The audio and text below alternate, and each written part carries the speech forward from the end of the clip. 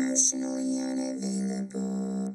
Welcome to Emotionally Unavailable, the podcast where we dive deep into the world of emotional availability and intimacy. I'm your host, Melissa Hepner, and I can't tell you how excited I am to have you join me on this journey of self-discovery and connection. Whether you're navigating the complexities of relationships or exploring your own emotional landscape, this podcast is here to inspire, empower, and entertain. So get cozy and let's explore the depths of human emotions together. Hey guys, happy Wednesday. How are you? I am actually recording this intro in the car rider line, so I'm sorry for background noise, but I do not get enough quiet and privacy, and today is a really busy day, and I will be working until late, so I just want to get this done and get the episode put together. So anyways, okay, today's guest is Alton Carter. He is a local to me. I met Alton in 2018. I was a first-year teacher at an inner-city elementary school teaching 5th grade, if you can fucking imagine that. And so Alton wrote a book about his childhood called The Boy Who Carried Bricks. And my principal had seen him talk because he's a big public speaker, and she gave me his book. She got his book when she was at one of his talks and was like, you got to read this. So I read it, and I was like, oh my God, I love it. And then I read it to all of my students, and they were so excited because this was an author from Oklahoma, and she said, reach out to him on Twitter. I've seen him. He sometimes, he goes and talks to kids, blah, blah, blah. So I did, and we had a whole little Twitter exchange, and he came to the school, graciously spoke with all of my little students. I remember laughing because they were asking the dumbest questions. And he was like, okay, so you're asking questions I've already answered. Anyway, it was hilarious. And it's funny because we've talked about that meeting and the fact that, he noted that during his discussion with the students, I was just all, another day at the office, nothing that he had said was making me cry the way he was so used to audience members being. And he was like, dang, what happened to her to make her so cold? Anyway, it's just funny. He's a very gracious speaker. And the love that he pours out into others is insane. So like I said, he wrote The Boy Who Carried Bricks. It's a beautiful story. If you have not read it or heard of it, you should get it. I will definitely include some links in my show notes. And then after that, he wrote Aging Out, The Boy Who Survived, and then he got into I guess, okay, in 2015, way earlier than that, but I think he redid the cover. I don't remember shit. Anyway, some time ago, he did The Boy Who Carried Bricks. Then he did Aging Out. And then he did The Boy Who Dreamed Big and The Boy Who Went to the Library. Those may be out of order, I'm not sure. Those are children's books that are beautifully illustrated. I own them and I love them. His latest book, I actually don't have yet. I will probably buy it to support him, but yeah, and I'll make Charlie read it. So it is called Different Altogether. So another children's book. He's a phenomenal writer. He also has a journal called Unfinished, and I don't know, man, he's someone you want in your energy for sure. So I'm trying to think if there's anything else that I would love to promote for him because he does great work. So for a long time, you guys may have seen where I had said if you purchased merch, shit would be donated to his foundation. And I removed it because it's a little hard to track stuff when you know what? It's a whole thing. It's a whole fucking thing. And, eventually maybe Alton and I can collaborate something together. But But I guess what I want to say about Alton Carter is that he is, and you hear me say this all the time about guests because these are the people that light me up too, but he's a fellow luminary who really went through some darkness and found his light and is sharing it with others. And that's what we're going to talk about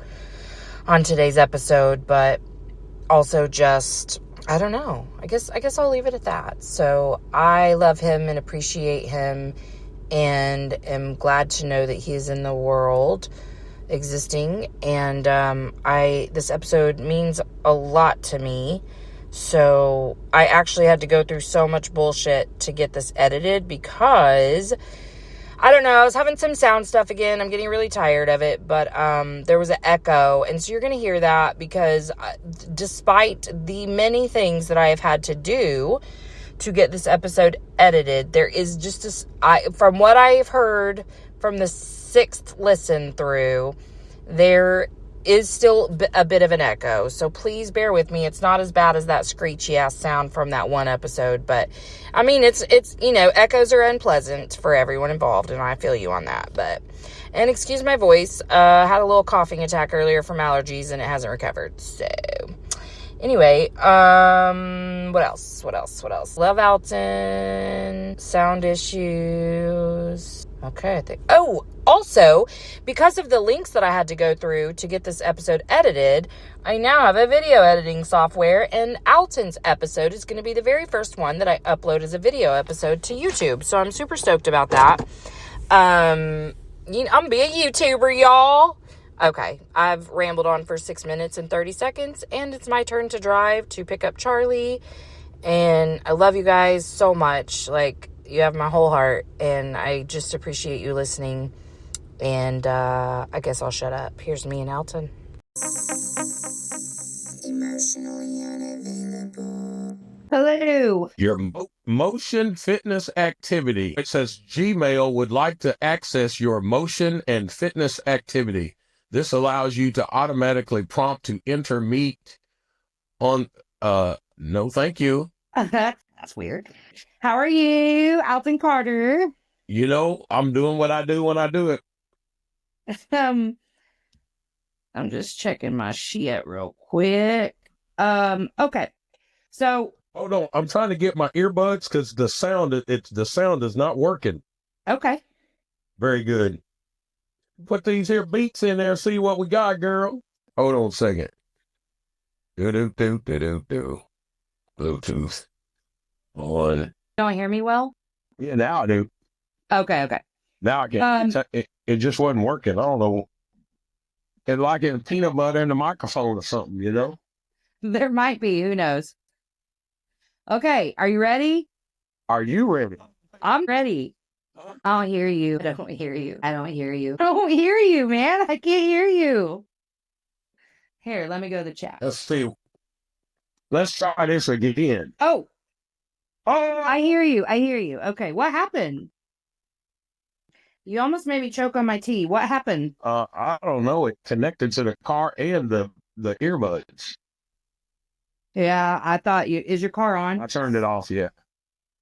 Okay. Goddamn. Stressful. Say it's fair. Stressful shit.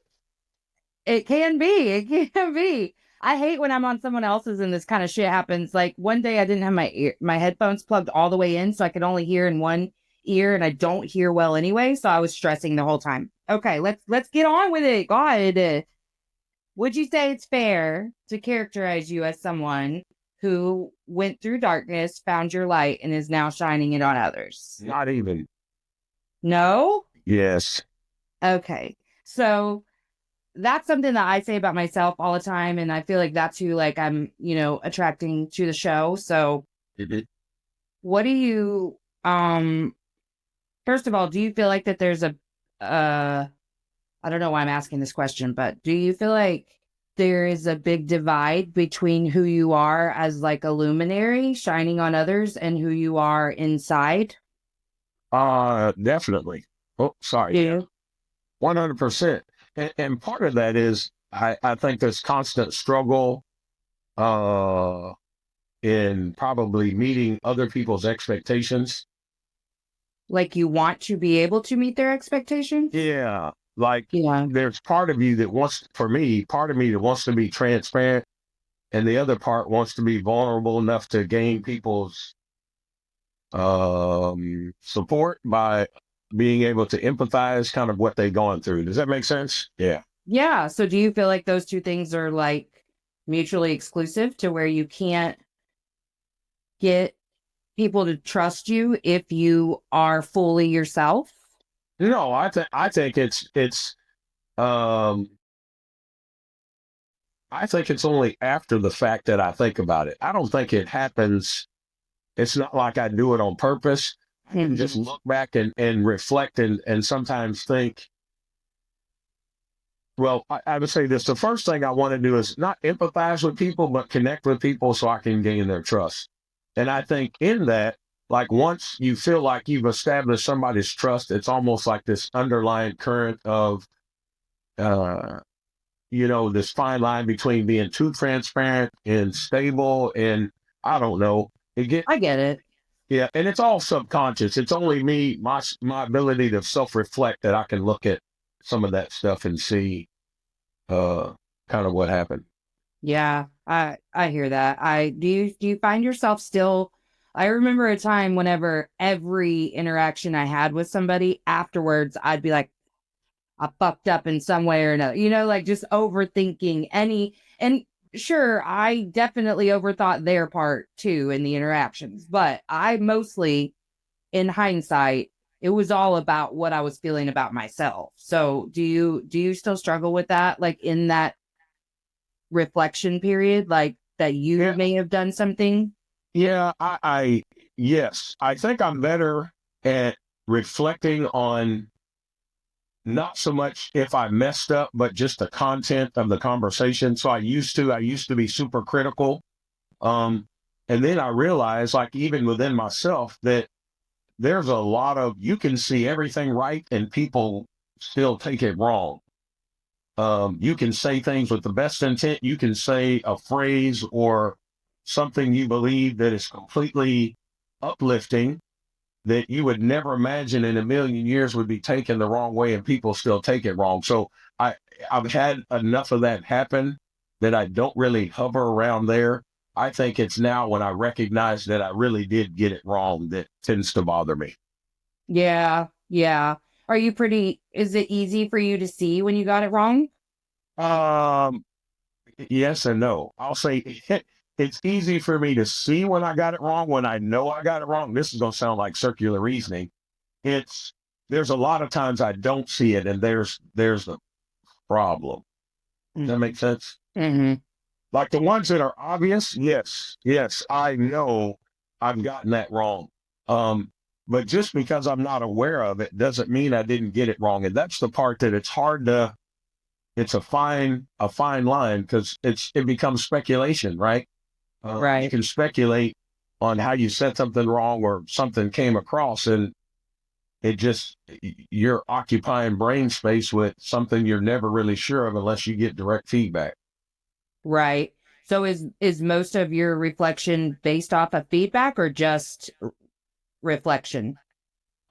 Yes. So reflection, gosh, it to me that self-reflection comes from just kind of replaying conversations, and I guess looking at what could I learn from that experience as much as trying to help people. Um, and I think sometimes that reflection has to do with maybe how to begin the next conversation. Yeah. But a lot of it's like what can I learn uh, from that experience? I guess talking to that person or that interaction. Yeah, I almost feel like though that the learning of like sometimes it really don't matter. Somebody gonna take the shit how they gonna take it. Like really is one of the most important lessons we can learn.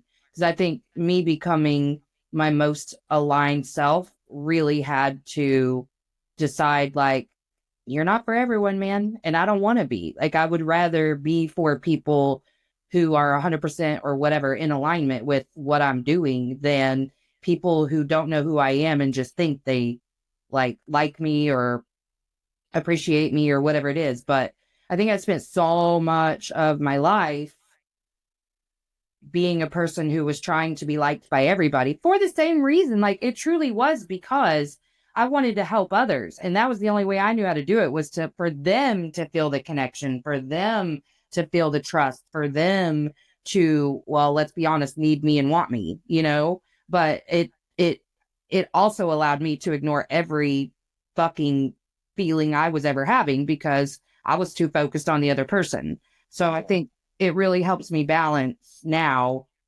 any of those fears of rejection or judgment, because I don't know, I'm super okay with just not being meant for everyone. Where it's a little different for you is that you really have like broken your way out into the public speaking arena. Like, I'm still small time there. So I'm glad, because I've really come into my own before. Like, I get really like a lot of jobs in that area. But do you feel like that does make you think more about what people think about you? Yeah, but I mean, so there's a couple of things I want to hit on. The first one, is yes, it does make me think about that. But in reality, people, they can read my book, but people don't know me. I mean, let's Right. be honest. They don't Right. know me.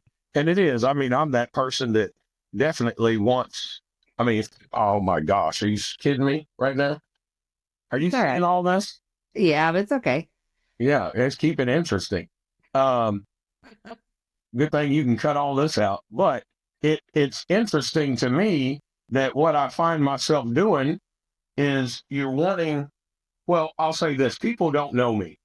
People often read my book or they hear me speak, and all of a sudden they feel like there's this connection. And so I've come to understand potentially how dangerous that is, not only for me, but for other people, because Mm-hmm. you just heard a 1 hour speech.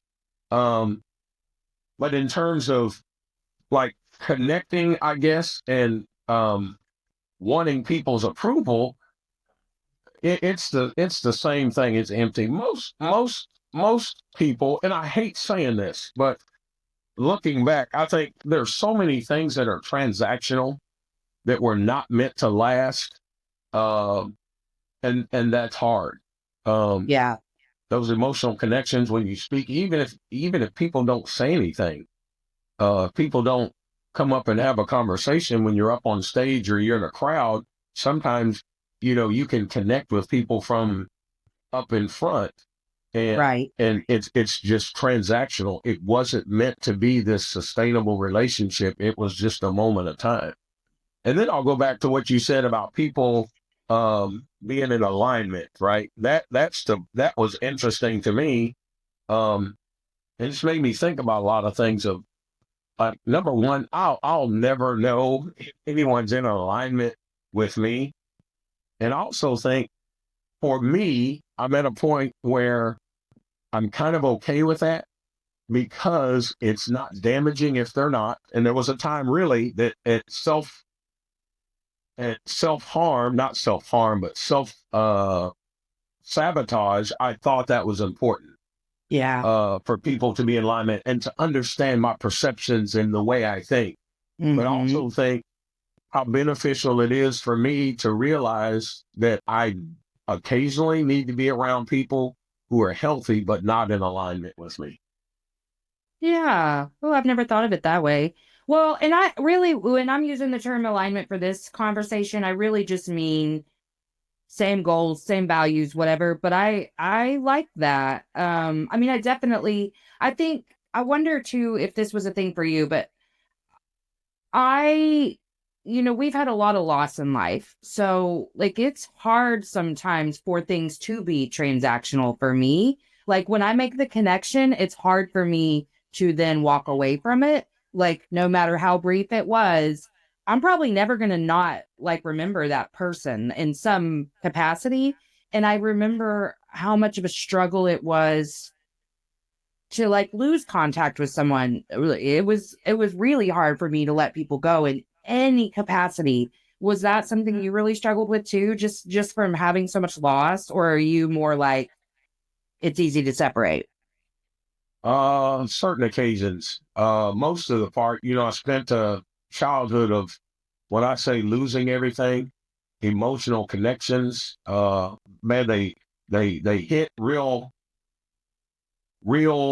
strong when you make an emotional connection for somebody. But I mean, honestly, I think because of my past experience, if I were to be honest, I think it tends to become diluted, not on purpose, but this idea of history has shown that over time they all kind of fade away. When you're at 17 foster homes, how long is it going to last? And I don't think I really ever thought about um, a term life or shelf life of relationships, like this strong sense of being connected to people. And so I think for me, I guess the short answer is I'm not surprised or offended or upset if things kind of fade away, because that's just kind of the way life has been. And I also think for me, somebody like me that's a public speaker, really my goal is just to be kind of a relay, like just one leg in a relay of people's life. And for all of those, it's different. And that was hard learning, that it may be a day, it may be a week, it may be 2 conversations, but my role is not to be that person. In the long term, Yeah, sustain the connection. Yeah, that makes sense. percent. I feel like that's where I'm at right now, is getting better at that. Because like, even so, I told you that I do some contract work at a school for children who are unhoused. And the first time a girl all of a sudden got housing and just was gone before the next week, I was like, well, fuck, I have a fucking contract with that school district. I'll go fucking see her there. I don't have fucking any time to do that. And so at first, I really thought I was going to do that. And then I was like, sis, this is your lot wound that is calling very loudly to you. And we don't need to do that, because it's not going to do either one of us any good to go overextend ourselves to continue this relationship, when she could just get a new counselor, and maybe one that can see her even more often than I can, I'm getting a major echo in my fucking headphones. It's pissing me off. Hopefully the sound turns out okay. But I'm working on it. I've at least identified that I have a hard time letting people go. I think I don't want to analyze you, but I do think that something in common that we have is this underlying belief that everyone leaves. And that's something like I can say that from a different place now. You know what I mean? Like, most people do leave because they weren't ever, like, it was never intended for them to be there to sustain a long-term connection. But the place that I used to say that from was very wounded, just very, I'm not worthy enough for them to stay. Nobody chooses me. I'm not special enough. That was my big narrative. Did you ever struggle with those? Oh, yeah. And again, it's so funny that I don't think on the surface I thought I considered those things. I just think it naturally happened. The other realistic thing that I had to come to grips with, that's hard to separate, is that it's not exclusive to me. I mean, this is the way people are all over the world. It just doesn't happen to Alton. Alton's not the only one that people pop in and out of their lives on. And sometimes, I feel that way. I feel like it is exclusive to me, when in reality, it happens to everybody. And hell, I'm sure I do it to other people, not intentional, but life happens and things go on. And I think the catastrophic thing, or the collateral damage from that, is that I let that stuff affect me personally when it's just life. Right. And, we're not designed to save people. We can't save people. And my ego, sometimes I feel like I've failed if I had a conversation with somebody and it didn't turn out right. Well, that's that person's fault. Or if that person looks at me and they don't see me as somebody that has value, or somebody that, that has invested in them, and I don't get the return that I want, that's the price of being who we are. And that took a while to figure out that it's part of the territory. Yeah. Something you said earlier that really struck me was this idea of it really bothering you to feel, I don't remember if this is the word you said, but misunderstood, that whether it's your intentions, your goal, your motivation, whatever, was that a big theme in your life? Like fighting for feeling understood by people around you? Yeah, yeah. Man, this is where this kind of gets kind of real for me. Um, just this idea of being misunderstood, 100%, that I never, ever, ever felt like anyone understood me. Yeah. As a kid, I was different. As an adult, I'm quirky, I'm weird, I'm creative to a fault, and it's hard to understand on top of being dyslexic and having ADHD. And so often you try your best to help people understand you, and in reality, they can get a glimpse of it, but there's no way they can ever know completely understand you because number one, I'm all over the place 90% of the time.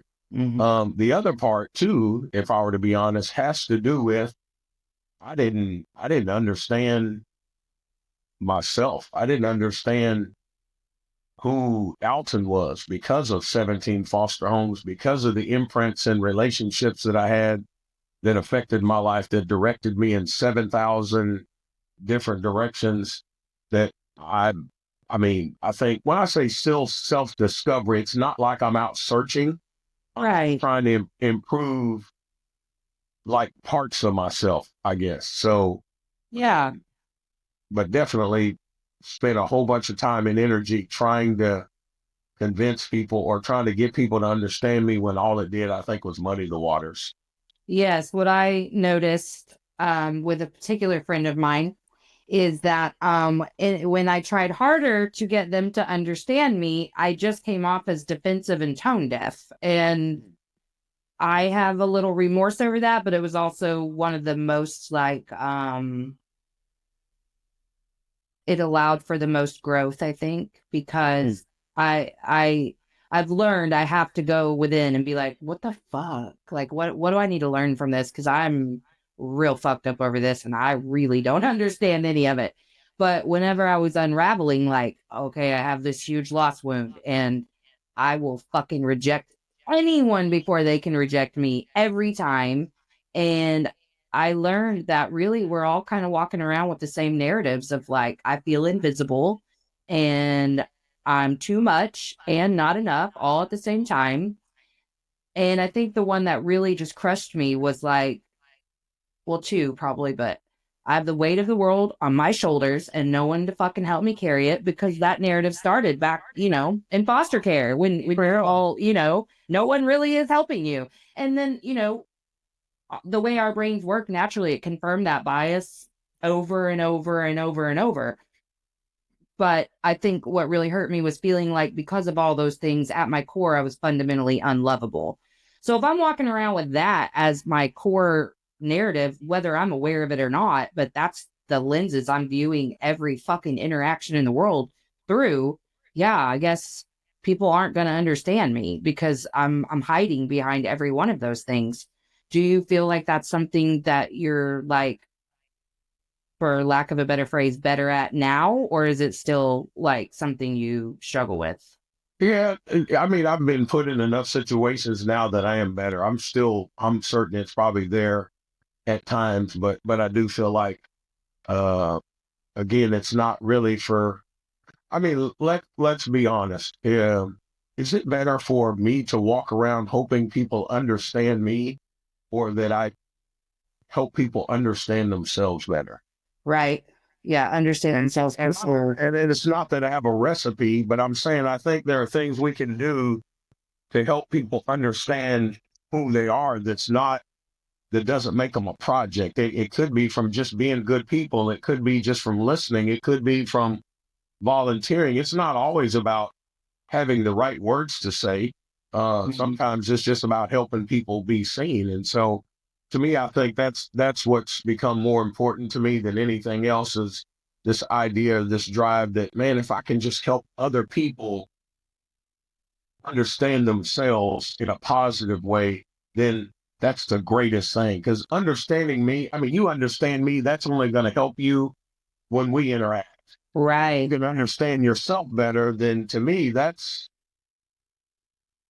what it's about. And I think the deal, maybe the focus should be is how do I understand myself better through interactions with other people? Oh, I love that. Absolutely. I think that's what I'm trying really hard to do because well, I believe that I attract the experience for a reason. So I want to figure out what I was supposed to learn from it before I, go into catastrophic thinking. Or I think too, like just coming to a place where I'm super in love with myself and really do understand myself. Obviously, I'm still learning every day about why I do what I do, but um I don't hurt my own feelings all the time. So something that I say a lot on here and with clients is that we're all kind of walking around loving in the way that we want to be loved, but not necessarily aware of it. And when we do that, we're creating this social contract full of expectations with the people, right? Like, you're going to love me back in the way that I'm trying to love you, right? And I feel like what we do is we have that person sign a contract, whether they're aware of the expectations, because you've certainly never voiced them to anyone. At least I didn't. I wasn't really aware of them. It's not like it was a conscious thought of if I do this, we'll do this. I have a really bad echo. But is that something that you would say you struggled with in your lifetime? Was like, Oh yeah, yeah. expectations? I'd like to say, oh man, I've gotten completely over that, but honestly, 100%. You send a message to somebody and they don't respond the way you want them to, that's an issue. Or you say something to someone and they interpret it completely backwards, that's a frustration. So I think the mystery is how in the world do you put yourself in a position to um, not predict the outcome, but predict the lesson that you're going to learn long before it happens. Like you decide that no matter what happens, I'm going to learn a positive lesson from this, not let it happen and then search from the positive. Does that make Right. sense? Yeah, yeah, I get you. I haven't really thought of it like that, except for like terms of detaching from outcomes. Like I will do this and whatever happens, I know I'm gonna be fine. So that's the way I've used it. But Alton, I gotta be honest, not every time am I actually fine. Well, and see, and there's my I'll say this. People like you and I, it's that not being fine that makes us who we are. And I know it sounds completely stupid. Maybe it doesn't sound stupid, but we're used to not being fine. So why the heck do we get surprised at it? Right. I mean, Yeah. really, we know. And I would say this too. We can predict in a lot of cases, we can predict when interactions are not going to be fine. So what if there was a way, and I'm saying this like I have an answer and I don't, but what if there was a way that we know going into a situation that we're not going to be fine, that we can decide what lesson or what positive thing we're going to pull from that. Does that make sense? Yeah, it does. Part of me feels like that would just be our inner child trying to protect us from any outcome. But then I feel you because this morning when I was getting ready, I've had this thought a lot lately about this exact thing, about detaching from outcomes and being fine, right? But today I was like, maybe the point is to continue to have interactions without expectation. But if you're not fine after, you're not fine. Like I'm really coming home to myself every day. So it's like I've gotten to this place where I can really accept because I battle perfectionism a lot and it's really sneaky and I don't always know that's what I'm talking shit about to myself. But I really got to this place where I'm like, sometimes I'm really nice and sometimes I'm a fucking bitch and I'm going to love myself regardless. Like I'm going to make reparations when I need to Yeah. and I'm going to try my hardest. But like, I can't keep trying to reach perfection. It's not going to happen. I just have to accept not a lack of accountability, because I am accountable to myself, but I have to accept I'm going to hurt people. Like, that's going to happen. And I have to be okay with that, and know that that doesn't change my worth or value as a human. So in this whole idea of resistance keeping us stuck, I thought to myself today, oh, that's an area I resist. I keep saying detach from outcomes, don't be sad or whatever. I don't tell myself not to be sad, but you know what I'm saying. Like, the self-talk when you're trying to get yourself through something. And then I thought, well, maybe that's the point. Maybe you're supposed to have heartaches and failures, obviously, but be let down by somebody else, and still come home to yourself and say, like, that hurt, and I'm going to work through that, but, like, again, nothing external of me changes my worth or value as a human. Like, I exist. I don't have to water myself down. I don't have to fit in a box. I'm perfect exactly who I am, whether I'm full of failures and mistakes or not. Like, I am in my human design, which was to be imperfect. You know what I mean? So I'm trying really hard just to, now I'm like, okay, I don't want to resist pain either. And I feel like that's what I've spent so fucking much of my life doing. And that was interesting. And I'm trying really hard to just roll with it. People right by your window. Oh, well, she ran into my car. I know. I was like, oh, I mean, the girl bumped it, but it's okay. Well, so I feel like you just proved my point on this finding the positive.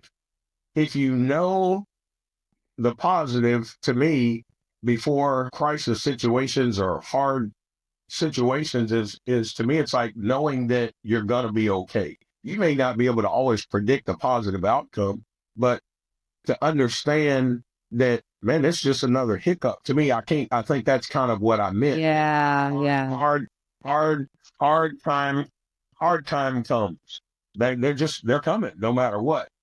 And I think knowing that you're strong enough to think or understand that you're strong enough to come out on the other side of it, which we do. I mean, most of the stuff we do, it may not be like we like it, but I mean, we just have to push through. And so that's what I've been trying to focus on, is not, yes, how bad things hurt. That's probably usually where it starts. But the other part is,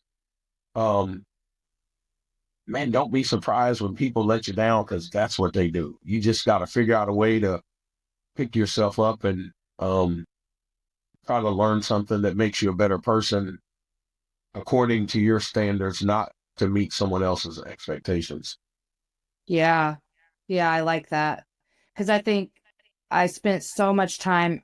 I always refer to this as the middle ground, where you're here, the where you're trying to get is here. End result's going to be the end result. Doesn't usually change a whole lot, but how you get there is what you get to control. And I spent so fucking many years just making that middle part excruciating for myself and everyone around me, because, well, fear, but that gave me control. If I could sit and overthink and be pissed and blame someone else, it gave me control, and I was a little less afraid, or at least I thought I was. But now I think having the proof that, like, eventually you get to the other side and look, we're still alive, right? Like, we've gone through some real shit, and we're not just alive, like, we're thriving. You know what I mean? Mm-hmm. So now I'm like, okay, what can I do to make this middle part a little more of a peaceful existence? And that's where I've been for probably 6 months or so, where I'm like, I want to, first of all, my currency is peace. I'm not giving up any more of it freely for situations that I don't fucking get an ounce of control over. And so I'm just working really hard on, like, the end being in mind when I'm beginning, which is I already know I'm going to be fine. And I can get to the end and be fine after a lot of unreasonable thoughts and behavior, or I can get to the end and be fine and just go with the flow, ride the wave, let it take me where it wants to take me, and then see what the outcome is. But regardless of the outcome, like, I'm not the only way I'm changing as a person is just to continue to grow from it. Yeah. Yeah. It's, I think more often than not, I kind of get in my own way. So we talk about like following these, roads that lead absolutely nowhere. And it's funny how often an interaction or something will happen, and I know it's a destructive thought and it's something that isn't helpful, and yet I allow myself to go there. Um, again, if you have a conversation with someone and they say something to you that literally seems condescending, this is what I've been working on. Shame on me for taking it that way. Because there's been a million times that people have given me compliments that I took as condescending, and it's a choice. It has to do with the state of mind, maybe what happened before or after that. But my focus really has been on deciding that no, you can call me a butthole, a jerk. And if I want to, I can, this is hard to do, but I can twist that and make it positive. Like if you said, hey, Alton, you're such a jerk, how you say that, even in a text, can be taken however you want it to. And so that's what I'm trying to do, is figure out, and not so much to rewrite somebody else's story, but so their script is not telling me how to live my life. And that's what I've spent way too much time doing, is letting people say things that, even if it didn't affect me long term, that got inside my space, inside my mind, and it just left me feeling miserable, when this whole entire time I could have just looked at what they said of a different perspective and been completely okay. But it was a choice. And so I'm trying not to fault people for, even if they're being condescending or saying things that they're saying things that are offensive, because at the end of the day, I get to decide. And realistically, I think the egotistical part of me is knowing that I'm strong enough that at the end of the day, like, who cares what you think? But yet I allow myself to go there anyway. Yeah. And that's what I think it's hard, is knowing that you're strong enough to counter, but yet you choose not to. And I think that middle space between knowing that I'm strong enough to not let these people affect me, and then letting these people affect me, that's a struggle. And I think I have to be over here and over here, when in reality, I need to swing back and forth and then end up in the middle. And that's the hard part to me, because I'm so emotional. Yeah, me too. I feel that. Because for one thing, sometimes we got to hear some shit about ourselves that we don't like, And I mean, I'm defensive as fuck. Like that every time, even in this current reality, it's hard for me to take feedback, because in my world for so many years, like, if you're doing something wrong and you're not perfect, you are not worthy of love and belonging. That was real programming. And I couldn't take compliments from people because I didn't feel a single ounce of worth within myself. So like I couldn't handle good or bad feedback, because I was so unsure of who I was, even in the moments where I thought I knew exactly who I was, like just feeling so sure of certain parts of me. And I think that that's just like logical, rational me understands, but this inner child shit is like still fighting to be seen and heard and loved. And I remember, like, I was really upset, and I was like, man, I gotta figure my shit out. Like, I was like, I clearly have fucking daddy issues. So like, what is this thing in me that's like just feels so shitty about myself? And I mean, my dad died when I was 15, and it's not like I had like a lot of interaction with him before then, but what I narrowed it down to was that I didn't, like, he didn't make me feel special, and he didn't choose me. And that was the cross I was carrying for so many fucking years, is somebody please validate me to the point that I can feel special and chosen. So it wasn't enough to have to be their best friend, but I needed to be the best, everyone's favorite, period, because I needed to feel special and chosen. So like, if anyone put me in a position to where I'm like, oh, well, then I'm clearly not special to you, they were out. Like, that's it. They were cut out.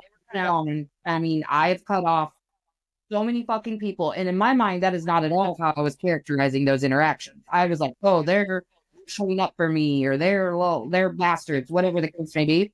But really, I've pushed more people away than I have allowed in my whole life because of this need to feel special and chosen. And that being the lens that I was looking through, well, of course, that was going to taint every interaction because I'm confirming to myself I'm not special or chosen through every interaction. Is that something you can relate to? Yeah. Well, my first thought is probably the greatest lesson I learned was just thinking about how this idea of feeling chosen and special, and again, it's transactional. I think I was searching. I think I recognized in my life that people did see me as chosen and special, and it felt like I was on top of the world. And then the part of me would say, well, if they really knew me, they wouldn't feel this way. Oh my God, Where yeah. where I struggled was that, like, if I didn't feel special because they had something else going on in their life, that's what became so hurtful to me. And it's sad because I would do the same thing to them. Mm-hmm. And then I came to this point to where, like, I understood that I cannot be, it is absolutely impossible for me to be the most special thing in somebody's life all the time. That's just unrealistic. And it's not only not fair to that person, but dadgummit, that's me. That's literally me being selfish. And part of this idea of being special is realistically, how could I ever really feel special if I didn't feel that way in my own skin? Mm-hmm.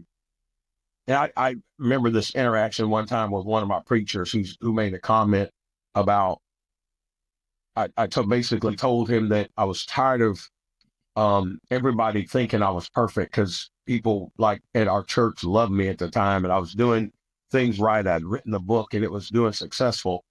And I remember one time he said, basically, Alton, if you think that everybody thinks you're perfect or you're spending energy trying to get people to think you're perfect, you're failing miserably. And it was this idea that inside my head, if I do all the right things and if I say all the right things and if I write enough books and I do all this stuff, people would see me like they believed what they were saying about me would be true inside their mind. But in reality, what was happening is that crap was getting inside of my head. And those people saw my flaws the whole entire time. They saw my imperfections. And in my mind, I was setting this standard that's not what they were wanting. They were just saying, hey, Alton, we appreciate who you are. But to me, it's like, oh, I got to step up my game because they think this about me. And in reality, they knew I was messed up. Now, here's the thing that I found interesting through that interaction when he said that to me that day. He said, Alton, if you think people think you're perfect, you're failing miserably. And here's what I walked away with 3 days later, because first it pissed me off. Why do you say that?